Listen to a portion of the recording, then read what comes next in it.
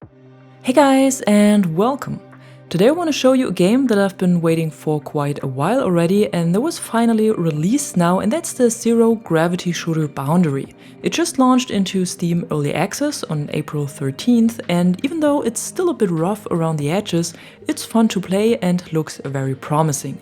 About a year ago, I played the first demo of Boundary at the Steam Next Fest, and it really grabbed me right away. The game is set in low orbit, which means you will be flying around in a spacesuit, and most of the maps are destroyed space stations, and there's zero gravity.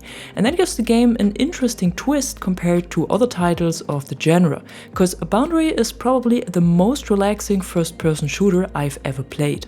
Before starting into a match, you can choose one of 6 operators, and even though they might not differ much in their appearance, they all have different amounts of health, armor and mobility, and also access to different kinds of weapons and gadgets. Loadouts are not completely restricted though, since there are weapons and gadgets every one of them has access to, but there are also some that are limited to only one specific operator.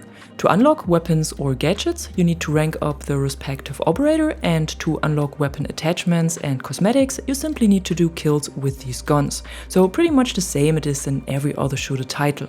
Right now there are 18 weapons available across different categories like assault rifles, SMGs, LMGs or sniper rifles, and for your loadout you can freely select 2 of the guns that are accessible to your operator, which means you don't have to choose one primary weapon and one secondary. You can also go with 2 primaries if you want to. So for example, if you like to play a sniper and an SMG, you can go for it.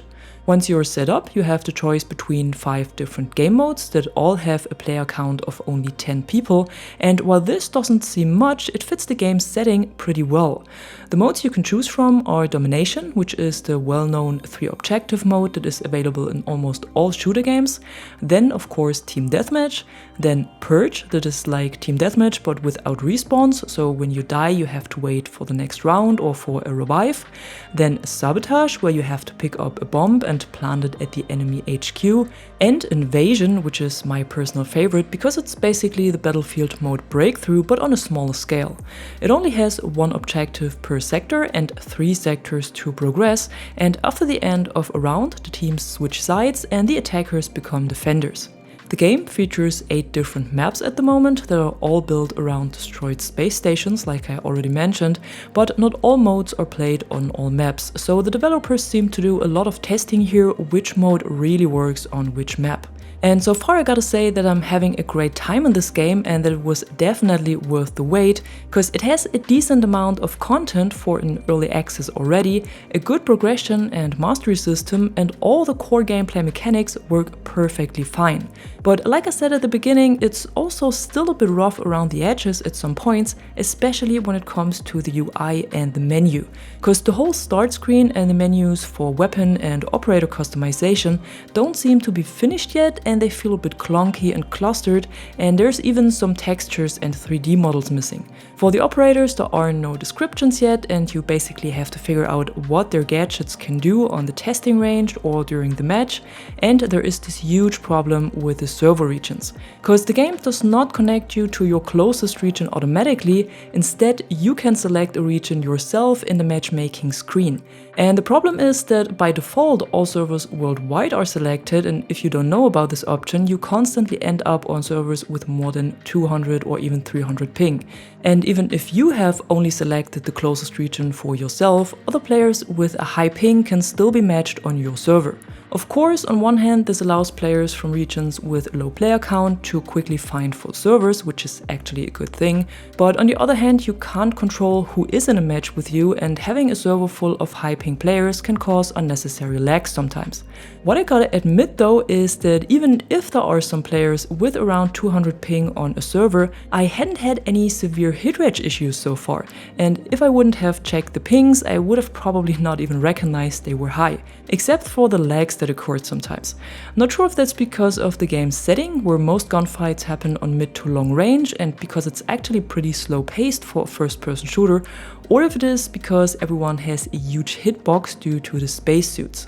So I'm a bit on the fence with this system. It seems to work somehow, and the matchmaking is super fast at the moment, but it might also cause some problems and performance issues. The overall balance of the game, however, seems to be okay, and at least in the hours I played, I haven't encountered any weapons or operators that were a lot more powerful than others, or had an unfair advantage because of attachments, gadgets, or certain setups. And I did also not encounter any major bugs or crashes so far, which is, I think, something that should be pointed out for an early access title. There are some animations though that don't look very polished yet, for example picking up another player's weapon, but the small indie team behind the game seems to be very committed to it, and I think this could evolve into something really good in the future. What I totally love so far is that it's so quiet and that there are no overwhelming light effects, sound effects and explosions, so perfect for a highly sensitive person like me where other games can get too loud and flashy sometimes. And like I said, it's also relatively slow paced for a shooter game simply due to its setting, and there is no fast movement like sliding around corners, bunny hopping or excessive AD spam in combat. And there are also no camping snipers in bushes, of course. So it seems like in space everything is a bit more simple and chill, and that's actually a nice change from all these fast-paced, high-agile run-and-gun shooters. The game is only available for PC on Steam at the moment for around $25, and it is in early access, so there might be bugs and there might be issues, even though I did not encounter more than I have mentioned here in this video, but just so you know what you can expect. I can't tell you if the game will make it to console one day, but at least for the time of its early access it will only be available for PC. So would I recommend buying Boundary or not?